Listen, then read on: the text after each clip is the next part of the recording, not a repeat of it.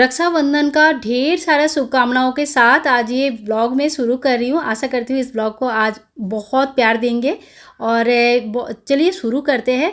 और उससे पहले कुछ भी चीज़ शुरू करने से पहले हमें क्या करना चाहिए, राधे ही राधे।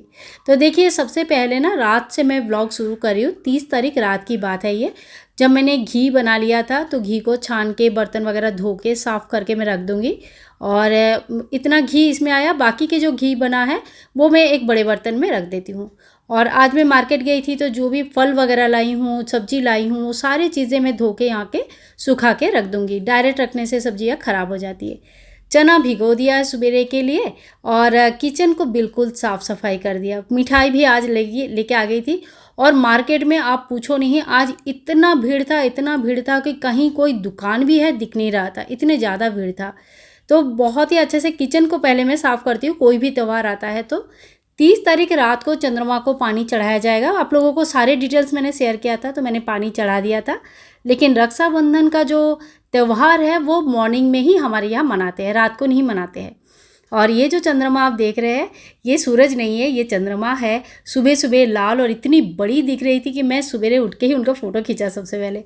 बहुत ही अलग और अच्छे दिख रहे थे। और इसके बाद मैं नहा धो के, बस घर साफ़ सफाई हो गया, नहा धो लिया और फिर तैयारी शुरू करेंगे राखी की। तो राखी देखो, काफ़ी सारे राखी मैंने लेके भी आई थी और कुछ राखी जो है ना मेरे बेटे के लिए आया भी है। तो उन सारी राखियों को पहनाएंगे। मेरे ननद के बेटी ने भेजा, मेरे देवर के बेटी ने भेजा और मेरे सिस्टर के तरफ से भी एक राखी है। तो सारे राखियाँ जितनी भी बहन है, आजकल क्या हो रहा है ना, मिलना मुश्किल हो जा रहा है। दूर दूर से ही ऐसा हो जा रहा है। पहले तो हम लोग जाते थे, बहुत अच्छे से त्यौहार मनाते थे, लेकिन अभी तो थोड़ा अकेला हो गया है। पर कोई नहीं, ठाकुर जी है साथ में, तो जैसा भी दिन आता है, जैसा भी रहता है, उसी तरह से हम त्यौहार मना लेते हैं। और एक बात बताऊं, जब तक ठाकुर जी है तब तक आपको सही में कभी अकेला महसूस होता भी नहीं है। और अब तो ठाकुर जी के साथ साथ हमारे घर में छोटी सी ठाकुराइन भी है। और ये उनके पहले जन्माष्टमी होगा, पहला राधाष्टमी होगा, पहला राखी है। तो बहुत अच्छा लगता है, बहुत ही सुंदर लगते हैं। तो ठाकुर जी और राधा रानी को मैंने स्नान करवा दिया। ड्रेस पहनाना तो बनता है। कैसे लग रहा है आज इनकी श्रृंगार, आप ज़रूर बताना। बहुत अच्छे से लग रहे हैं। हल्दी कुमकुम मैंने ना घोल के तैयार कर लिया, दिया बत्ती सब तैयार कर लिया था। तो आज का जो मुहूर्त था वो 7:05 तक ही पूर्णिमा था। वैसे उदय तिथि में देखो पूरे दिन भी लोग राखी बांध रहे, पर मेरा मन था कि मैं एकदम से 7:05 से पहले ही ठाकुर जी की राखी, अपने बच्चों की राखी कंप्लीट करूँ। तो इसीलिए मैं एकदम सुबह सुबह उठ गई थी। सबसे पहले घर साफ सफाई कर लिया, मंदिर की पूजा कर ली और उसके बाद ठाकुर जी को राखी बांध दिया, तिलक लगाया। और देखिए ऐसा हल्दी और कुमकुम का तिलक लगाया, फिर थोड़ी सी चावल यानी कि अक्षत लगाया और बहुत अच्छा लगता है। आप लोगों को मैंने पूजा विधि संपूर्ण दिखाया था। तो 30 तारीख सवेरे मैंने लक्ष्मी नारायण जी की पूजा भी कर ली थी। ठीक है, तो जो हमारे यहाँ पे जैसा नियम है, जैसा होता है, वैसा मैं करती हूँ। जैसा आपके यहाँ पे होता है वैसा आप करो। वैसे आप लोगों ने किसने कब राखी बनाया, ये हमें ज़रूर कमेंट करके बताना। मैंने तो आज ही सुबह 31 सुबह ही राखी मनाया, क्योंकि रात को हमारे यहाँ नहीं मनता है, तो रात को मैंने नहीं मनाया था। और अब बंधेंगे ठाकुर जी के हाथ में राखी। ये राखी पहले बहुत छोटे छोटे राखी मुझे मुंबई में मिल जाता था, जो कि साल भर बंधे रहते थे। लेकिन ये राखी थोड़ी सी बड़ी है, तो देखते हैं, क्योंकि जन्माष्टमी में उनका श्रृंगार भी होगा, तो हो सकता है कि राखी खोल के मैं उनके साथ कोई भगवान का जो सामान है उसमें रख दूँ। और ये है ठाकुर जी की पूरी तैयारी, जिसमें मिठाई है, बाकी सारे सामान है। तो ठाकुर जी तो एकदम खुश है। ठाकुर जी को जिस दिन इस तरह से सजाते हैं ना, ठाकुर जी बहुत खुश रहते हैं। आप उनका चेहरा देखोगे तो पता चलता है, एकदम से अलग खिल के आते हैं। आप लोग भी मुझे बताना ठाकुर जी खुश लग रहा है कि नहीं। और हमारी प्यारी रानी लाडो तो हमेशा ही खुश रहते हैं।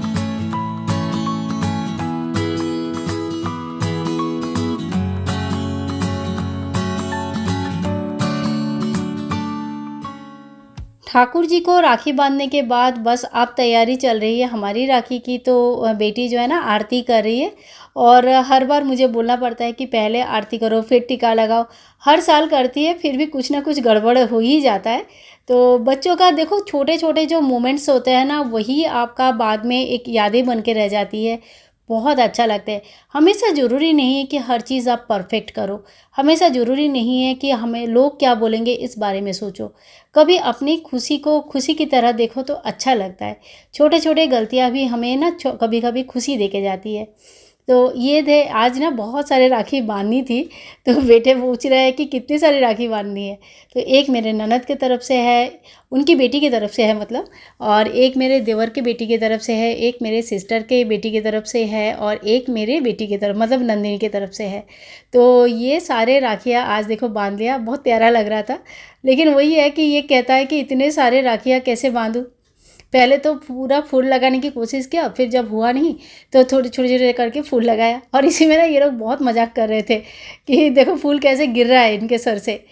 तो ठीक है, मुझे ऐसा लगता है कि देखो बहुत छोटे-छोटे चीज़ें होती है जिसमें हमें खुशियाँ मिल सकती है, जिसमें हमें अच्छा लग सकता है।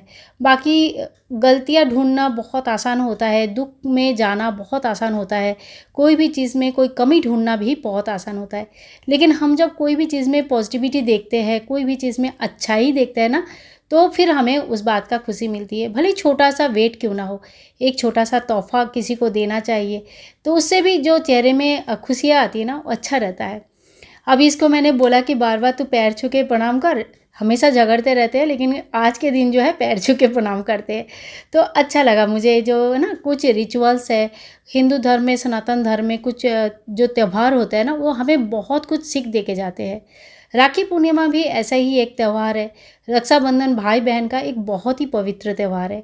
ठाकुर जी के हाथ में भी देखो मैंने राखी बाँध दिया था। सुबह-सुबह सबसे पहले ठाकुर जी को राखी बाँधा, राधा रानी को राखी बाँधे और फिर हमारे छोटे लड्डू गोपाल और राधा रानी को राखी बाँधे थे। और लगभग पौने 7 बजे तक मेरा ये सारा त्योहार का जो रिचुअल्स था वो ख़त्म हो चुका था। तो ये सारे होने के बाद मैंने किचन में आई और आज जो बनेगी भोपले की सब्ज़ी, मैं बार-बार भोपला बोलती हूँ सॉरी, मुंबई में ना भोपला ही बोलते थे तो मुझे वो आदत हो गया है। ये कद्दू की सब्ज़ी बनेगी और साथ में बनेगी चने की सब्ज़ी, खीर बनेगा, पूरी बनेगी। तो जो जो भी मतलब जो पूर्णिमा का दिन होता है ना, पूर्णिमा के दिन में मेरे घर में बहुत रेयर ही ऐसा हुआ होता है कि मैं खीर नहीं बना रही हूँ। तो नॉर्मली एक आदत आप भी डाल दीजिए, बहुत अच्छा रहता है। देखो छोटे-छोटे टिप्स है, घर में ये चीज़ें करते रहो। कोई भी महीने का पूर्णिमा जो होता है ना बहुत बड़ा एक दिन होता है।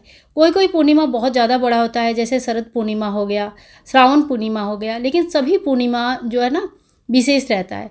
तो कोशिश करें पूर्णिमा के दिन आप थोड़ा-सा त्योहार जैसा मनाने का। पूर्णिमा के दिन सभी भगवान को बहुत प्रिय होते हैं और इस दिन किए गए दान ध्यान तो अच्छा होता ही है, ये तो आपको पता ही है। लेकिन थोड़ा-सा देखो इसके साथ-साथ घर में भी खुशियाँ होनी चाहिए, कुछ अलग से बनाओ, अच्छा लगता है, बच्चों को भी दो अच्छा लगता है। तो मसाले वगैरह अच्छे से मैंने भून लिया और जिस दिन भी हमारे रहता है इस तरह का कोई प्रोग्राम त्योहार रहता है ना, तो मैं बहुत ही आसान तरीके से ये बनाती हूँ, बहुत जल्दी बन जाते हैं। चने को मैंने उबाल लिया था, थोड़ा-सा उसमें मसाला, हल्दी, नमक डाल के, और इसमें धनिया पाउडर, जीरा पाउडर, थोड़ा-सा काला नमक, थोड़ा-सा ब्लैक पाउडर, ब्लैक पेपर, ये सारे 2-4 मसाले मैंने डाल दिया था, थोड़ा-सा चाट मसाला डाला था। तो ये सारे मिक्स करके अच्छे से इसको भून लिया। जो टमाटर मैंने उबाला था वो भी मैंने इसमें भून लिया था और चना मिक्स कर दिया। फिर ये इसको अच्छे से उबाल लेंगे, बहुत जल्दी बन के तैयार हो जाता है। तो त्योहारों के दिन जब 2-3 रेसिपीज़ रह जाते हैं तो और जल्दी बनाना होता है, तो मैं ऐसे करके जल्दी बना लेती हूँ और ये टेस्टी भी काफ़ी रहता है। और देखो सारे सब्ज़ी और बाकी चीज़ें बन के तैयार हो गया है। चना भी यहाँ पे मैंने बना लिया है और कद्दू की सब्ज़ी बना लिया, ये है खीर। तो ठाकुर जी की थाली तो सज गई है, अब ठाकुर जी को मैं भोग लगा दूँगी। और ये है तुलसी के पत्ते जो कि अलग से मैं एक कटोरे में रखूँगी, क्योंकि ये पूरा भोग मैंने मंदिर में लगानी है और सभी भगवान के लिए लगाना है। क्योंकि ऐसा अगर जब हम भोग लगाते हैं तो फिर हमें तुलसी के पत्र अलग से रख देना चाहिए, ठीक है। तो देखिए यहाँ पे तुलसी के पत्ते मैंने अलग से रख दिया, सभी भगवान को भोग अर्पण कर दिया है। और यहाँ पे मैंने रख दूँगी तुलसी के पत्ते, जो ठाकुर जी को थोड़ा-सा दिखाएँगे कि ठाकुर जी आपके भोग में तुलसी के पत्ते नहीं हैं, लेकिन देखिए यहाँ पे मैंने एक छोटे से कटोरे में आपके लिए तुलसी के पत्ते रखा है, तो आप भोग ज़रूर ग्रहण करना। हमारे लड्डू गोपाल और राधा रानी आज बहुत क्यूट और प्यारे दिख रहे थे, लड्डू गोपाल भी बहुत खुश लग रहे थे। तो आप लोगों को आज का व्लॉग कैसे लगा ज़रूर बताना।